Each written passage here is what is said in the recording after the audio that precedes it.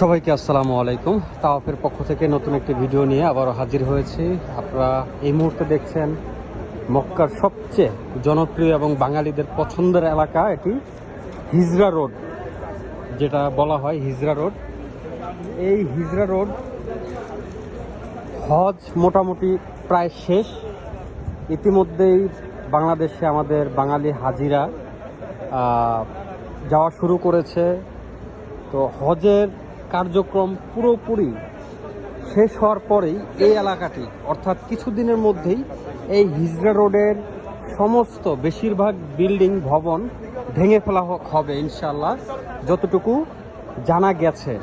তো ভাঙার মূল কারণ হচ্ছে এই যে দেখেন ভিডিওর সামনে, এই ভবনটি হজ শুরু হওয়ার কিছুদিন আগে অটোমেটিকলি ভেঙে পড়ে যায়।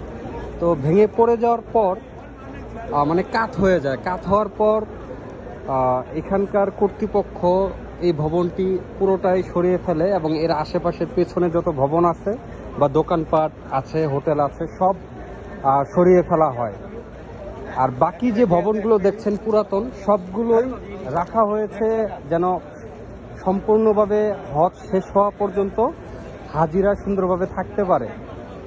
এ হচ্ছে বর্তমানে এই এলাকার আপডেট। তো যারা এই হজে বা উমরা করেছেন হজের আগে, এই এলাকায় থেকেছেন, এই এলাকায় আপনাদের স্মৃতি বা আপনাদের অভিজ্ঞতা কেমন ছিল জানাতে পারেন এই এলাকা সম্পর্কে। আর কিছুদিন পর বা সামনে যারা উমরা করতে আসবেন, এই হিজরা রোডের এরকম পরিবেশ আর দেখবেন না। এটা হচ্ছে এই হিজরা রোডের এমন মানে সর্বশেষ ভিডিও এটা বলা যায়, যে এই অবস্থা আপনারা দেখতে পারতেছেন। সামনে আর এমন দেখবেন না যতটুকু জানা গেছে।